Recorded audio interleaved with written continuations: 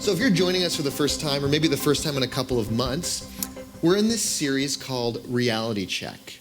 And what we've been doing is we've been looking at what are the boxes and the containers that we sometimes place reality in, right? What are the walls and the limitations that we put on reality so that in life we're often experiencing not life as it is, but life as we think it is, or life as we wish it would be, right? And so if we want to move past these boxes and have a deeper, fuller experience of life, then we need to become aware that they're there, aware of the lenses and the blinders that we so often put on our experience of reality. We don't even know that they're there most of the time. And so the last 2 weeks, we've been looking at some of these aspects of our life and of our experience. The first week, we looked at our cognitive biases, which is another way of saying what are the blind spots in our brain that prevent us from fully experiencing reality and instead pull us to one side or the other. And then last week, we looked at this tendency for us to view the world in black and white versus to give the world credit for its spectrum of nuance and color and diversity that actually is what makes up reality. And today, what we're going to be talking about is the limitation of words when it comes to fully experiencing reality, that words can only take us so far before we must let them go in order to truly have a deep experience of the universe. And when it comes to this word reality, one of my favorite words from an ancient spiritual tradition is the Tao. The Tao is like another word for reality, ultimate reality. Maybe you might even find it to be synonymous with God, depending on your tradition, or even a word like the universe. And the Tao Te Ching, in its first line, it basically says the Tao that can be spoken is not the Tao. In other words, if you put words to God or the universe, you're just giving language to something, but it's lost its fullness because you've limited it to verbal form. And so the British author Hermann Hesse said this about the Tao: words do not convey the beauty of the Tao, they merely point to it. The true nature of the universe is beyond description. And this is really going to be our guiding thought for the day, that words are very helpful for helping us point to certain things, for helping us describe, but they do not fully capture the true nature of reality. So we're going to get there. But first I want to ask a question. How many of us have been watching the Olympics? Yeah?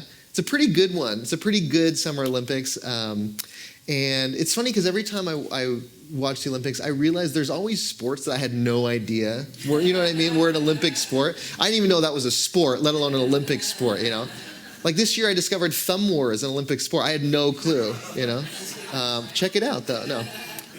But what I love about the Olympics, something that I learned this year, or something that really struck me this year, is that the Olympics really transcend language. You have people coming from almost every country, and you have so many languages represented. And so much of what happens in the Olympics actually transcends language, right? The athleticism transcends language. The emotions transcend language. I was watching the other day realizing that the only thing that was being spoken were the commentators, right? There weren't really much else wasn't verbalized other than the commentators, which only we at home were hearing. And I realized the commentators are kind of annoying, except they can be a little helpful because, you know, you'll be watching something like diving, and I'll see this amazing dive that, in my mind, is more than I would ever hope to be able to do in a million years, right? And then the commentators go, pretty average, you know, and I'm like, that was the most, you know. So it's helpful to know, right? But the Olympics are a helpful way for us to kind of realize that there are experiences and situations and circumstances in life where words can only take you so far. And the experience transcends and goes beyond language and words. But I love words. I've loved them all my life. As a kid, I learned the power of words pretty young because I realized that I could talk my way out of any situation. We probably all have someone like that in our life. Looking back, I realized I never had to fully serve out the sentence of any grounding that happened. I was usually, if I was grounded for 2 months, I probably talked my way out of it about 3 weeks in. And then as I got older, my love of words continued with Scrabble. I fell in love with Scrabble. Any Scrabble fans? All right, anyone out there just absolutely hate Scrabble? I get it. Okay, 2 camps. We can start a Scrabble club, and then you can have like a Scrabble hating club. I used to love Scrabble, and then recently, I kind of fell out of love with it because of smartphones, because you'll be playing Scrabble, and then across the table, someone will be, looking at their phone, hiding it underneath the table, making sure that they can use a word, and they're checking the Scrabble dictionary. It's so unfair. And that is what my full message is going to be about today, is stop doing that. But you'll be playing Scrabble, and then all of a sudden someone will play Schwitz, and you're thinking like, what is this word? Have you use it in a sentence? Do you actually know what this word means? And they're like, no, it means sweat, And then you're like, 21 points, you win? Like, that's not fair.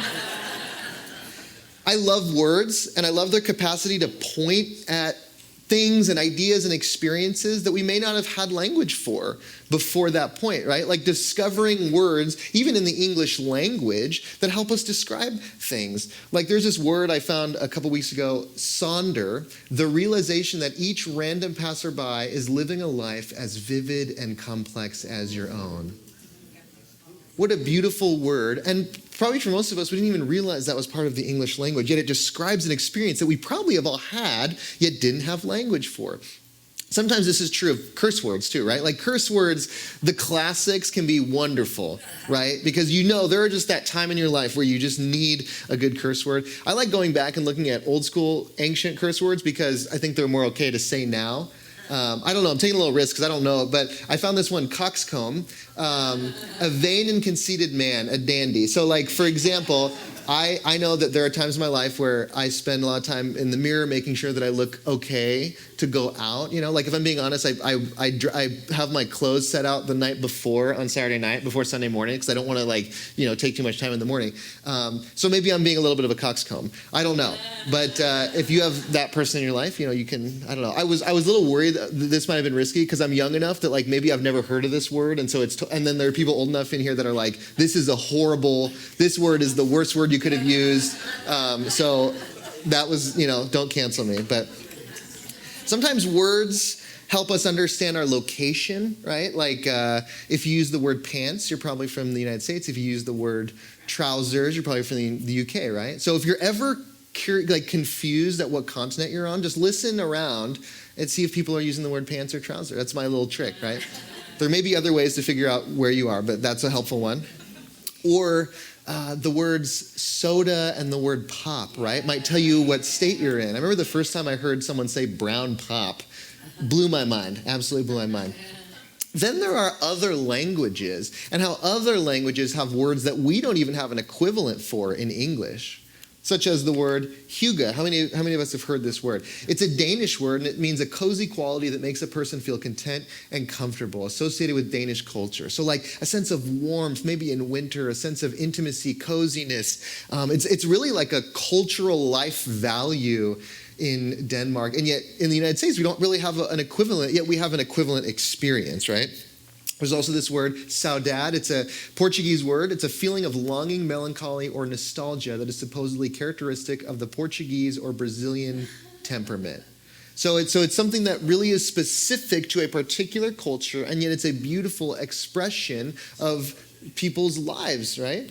And then there's this word, umami, which is probably one of my favorites. It's a Japanese word, a savory or meaty taste, one of the 5 fundamental taste sensations. So it's this word that we've probably all tasted umami, right? But yet we didn't have a word for it, right? So it's like part of our taste vocabulary, yet it exists within a particular culture. So we realize that there are words that we don't necessarily have a reference for in English. This is why I think it's so wonderful that we had Interfaith Chant this morning, because think about all those different words used that maybe, or those phrases that we didn't necessarily have a exact translation for, and yet it was another way for us to connect with the divine, another way for us to get in the present moment, even if we didn't fully have the language for it. And then sometimes there are entire languages constructed in such a way that displays an entirely different experience of the world. For example, the Navajo language possesses more verbs than nouns, which indicates that they see things more as a process, more as a happening, than a fixed object. So a river is not a thing so much as it is a happening. It's a process. It's in motion. And you and I would be the same thing, right? You are literally a human being, right? Not just a thing, but you're something always moving, something always in process. Or in South America, there's a language called Aymara. And basically for them, instead of what we often do in English, which is seeing the past behind us and the future in front of us, they reverse it. The past is in front because the past is seen and it is known. And the future is behind you because it is unknown. And it indicates this sense that when we're making choices, how we live in the present is informed by the past. So these different languages show us that words, they create worlds, right? Words inform our understanding of the world. In the Hebrew creation story, God created the world through the spoken word. And then later in the New Testament, Jesus was said to be the physical embodiment of that word, right? And so wherever you stand or whatever you might believe about those symbols and those metaphors, what we can take from all this is that our language shapes how we see the world, it shapes how we see one another, and it shapes how we see ourselves, right? I know for me, I grew up with a particular language that sort of gave me a certain perspective of the world. This language was called Christianese. Does anyone know Christianese? So if you grew up in some form of a Christian background, it's possible that you spoke a particular dialect of Christianese, which is to say that when we have a particular sphere and worldview, we often use words and use language that is sort of unique to our tribe or our framework, right? And so I would have to remind myself then, even today, that there are words and phrases that I would use that don't make sense to people outside of that world. So for me, I would sometimes tell people I used to be a worship leader. If you don't grow up Christian, you probably have, what the heck is a worship leader, right? What is youth group, right? A group of youths, what is Sunday school? And the funny thing is these words, these phrases, which seem so normal to people who know them, but they can divide, right? Because it kind of helps you, or not helps, but it shows you who's aware of the terminology, who other than that, who's in or who's out, right? Who knows, who doesn't know. Words can sometimes divide. And one of the places that we see words so often divide is religion, right? Because we see words from religion so often get hijacked for purposes that seem to be so far removed from the actual heart of that religious tradition. How many of us look around today at our world right now and we see people using the words of Jesus to justify a way of being in the world that doesn't really reflect the actual path and way of Jesus, right? People taking language and using it for their own means and their own purposes. Sometimes in this sense, language gets reduced. Language gets hijacked. And sometimes we find that words just lose their meaning throughout being used. Think about the word love. It has so many different meanings. Sometimes its meaning gets reduced in all of its various uses. I could say, I love you to another person, and we can kind of understand what that means in the depth of what that means. I can also say, I love Trader Joe's, which is absolutely true. I deeply love Trader Joe's, yet there you go. Yet it's not the same love, and sometimes throughout using that word, the meaning gets reduced. What about the word literally? It's a word that now means pretty much everything but its actual meaning, right? I literally can't breathe. I'm literally starving. I'm literally dying, right? So words create, words shape, but they also limit, and they even tear down. How many of us have had words used against us? Tearing us down, putting us in a box, making us feel less than. I had a lot of words used against me in elementary school referring to my body. I was called chubby. I began to think of myself as chubby and see myself because of the words being used against me. It's something I still work through today. And maybe you have your own version of that. Maybe you were told you weren't smart enough, you weren't good enough. For whatever reason, you were made to feel like you weren't worthy. And you could recognize the power that these words had in your life. The philosopher Kierkegaard said, "Once you label me, you negate me." So often these words are boxes that we are put in. And friends, I don't believe that human beings were meant to live in these kinds of boxes. There's an anecdote. It's unclear if it's fully true, but basically, as the story goes, there are different places in the world where when elephants are brought into captivity as babies, a rope is tied around their leg, and then that rope is nailed into the ground so that they are unable to move and escape beyond the clearance of that rope. And then as they mature and grow older, they are more than strong enough to pull that stake from the ground. The problem is that at that point, they don't realize it. They've begun to believe in the power of the stake that they weren't able to remove in their childhood. And it keeps them in captivity. And I think about us and the captivity that we often remain in through words. Words sometimes act like that stake in the ground, that we become defined in ways that no longer hold power, and yet we give them that power. Sometimes these words aren't even negative. Sometimes it's just identities that we take on, right? Like, I'm a this, I'm a that. This is my career. This is my role in my family. And when we start to believe we are this, we don't really give ourselves room to be anything else, right? So for you, it might be that your growth, your evolution, your spiritual journey has been about surpassing the labels, recognizing that no word could encompass all of you and all of who you are. Alan Watts said, trying to define yourself is like trying to bite your own teeth. And don't try it, because I don't like the sensation.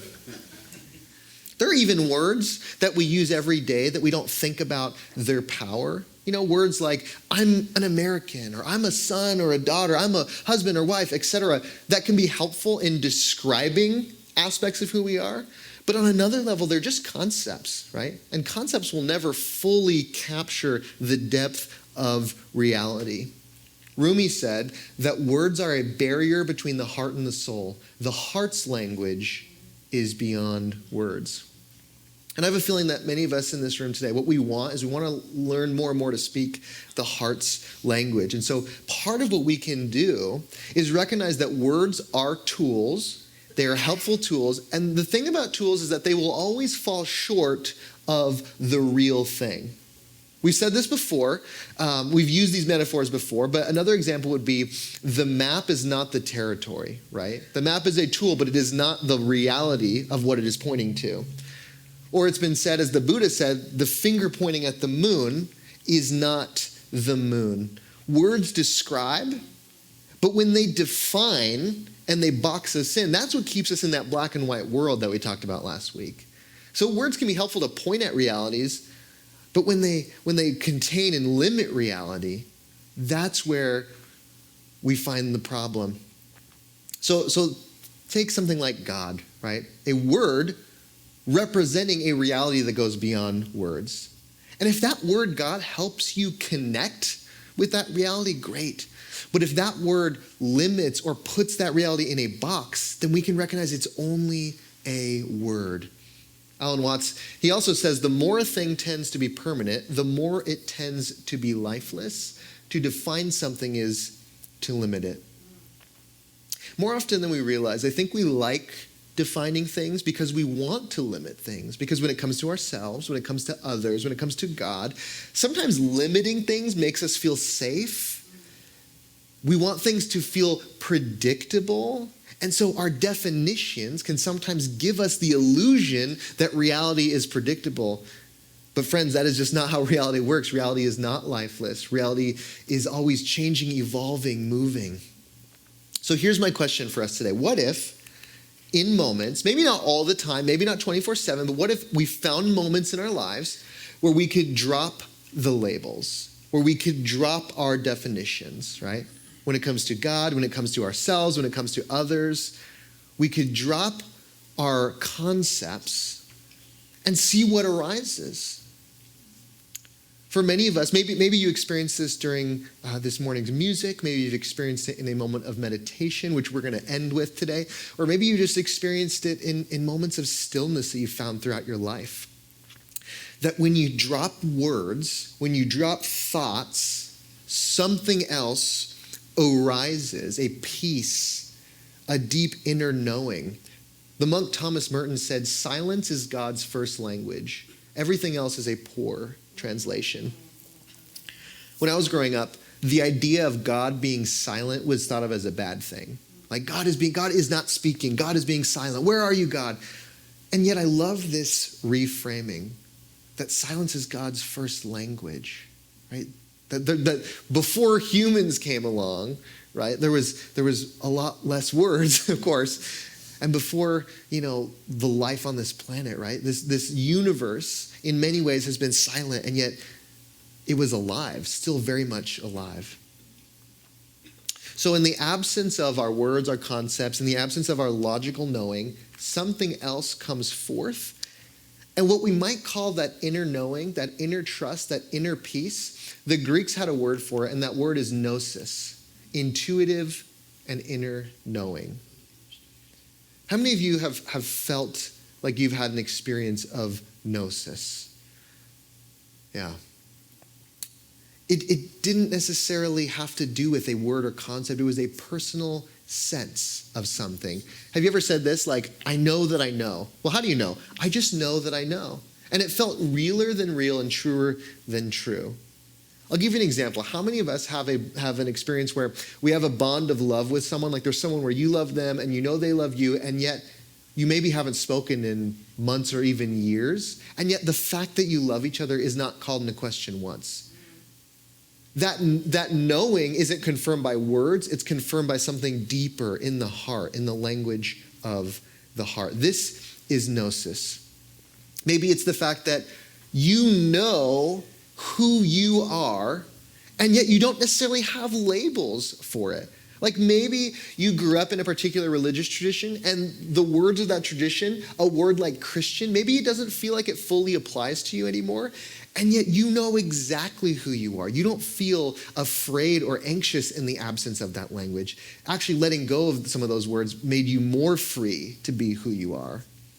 Or when it comes to God, right? Who or what God is, maybe it was when you let go of the language that you had a deeper experience of God, right? It wasn't just endlessly thinking about different theology and theological concepts, but it was actually trusting your knowing. See, this Greek word, it contrasts with another word, eidein, which means intellectual and factual knowing. So there are often times in life where we are taught concepts, right? Maybe you were taught concepts about God. It was like understand God through words, through language, through knowing.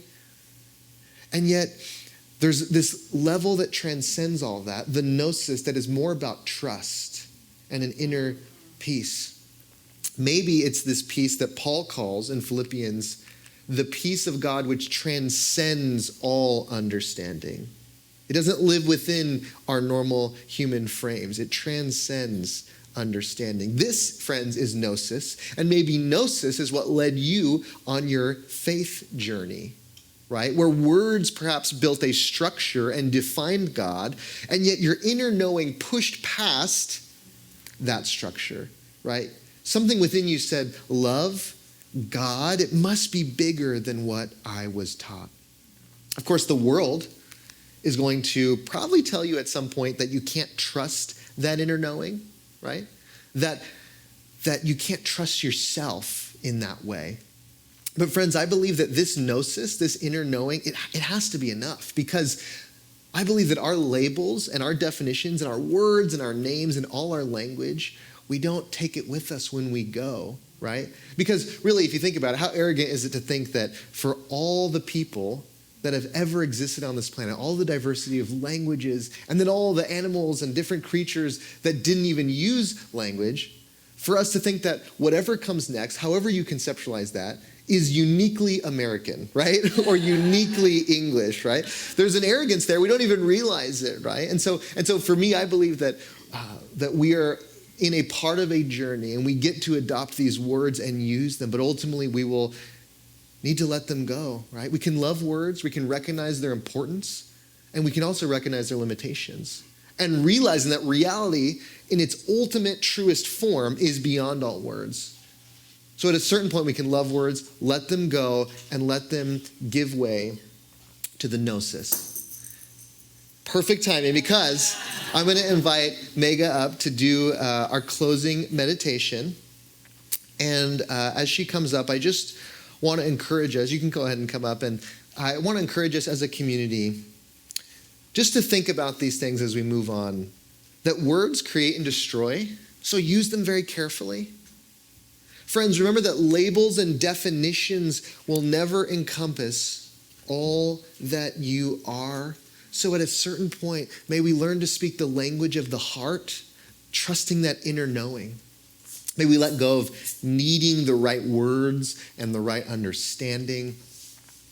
And may we find that in their place comes a trust, comes a peace, comes a gnosis that transcends it all.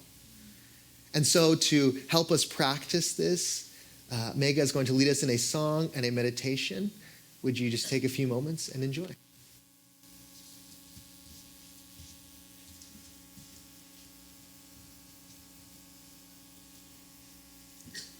Good morning. Glad you're all here. The word meditation, I think a lot of us have touched on it or found it to be a practice. So we have a relationship with that word. And this song has a couple invitations in it. You'll see the words somewhere. I think we had the words up. Or no words? We will have the words, yes. So when I wrote this, I was just exposed to the word avatar. So I have a relationship with that word in terms of a personal, within myself, that kind of strength to know myself. But others have it as being an outward, or from some religion or spiritual belief, that there's a guidance. So it's a word that can come from in this song it does, or guide you from without. So I'm going to sing this as slow as I can so that you can just absorb, and then I'll play my harp just for a few minutes afterwards. It's the first and last freedom, and I am on my way to take only love and to give it all away. It's the first and last freedom. This I now know, for the avatar within tells me so.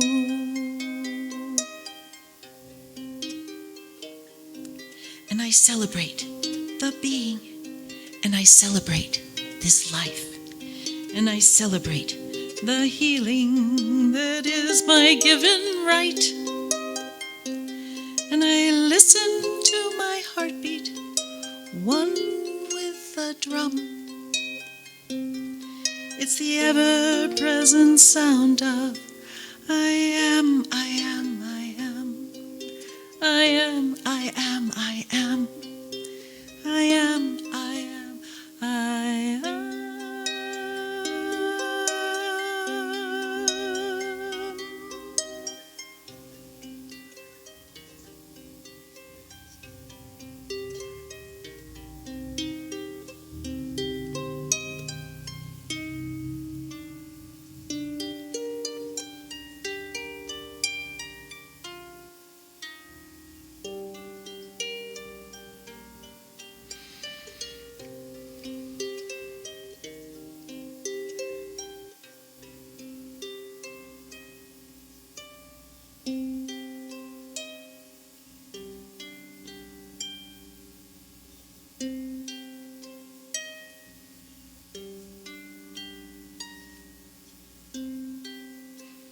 You might notice where in your heart or other places in your body you're feeling this, if you know about chakras.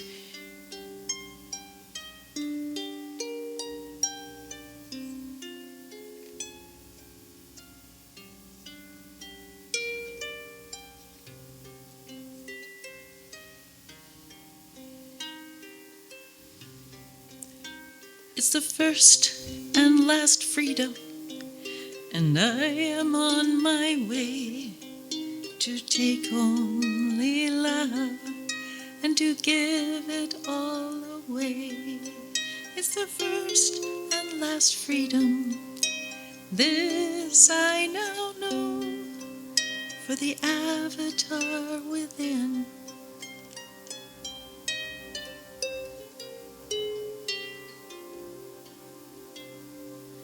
tells me so.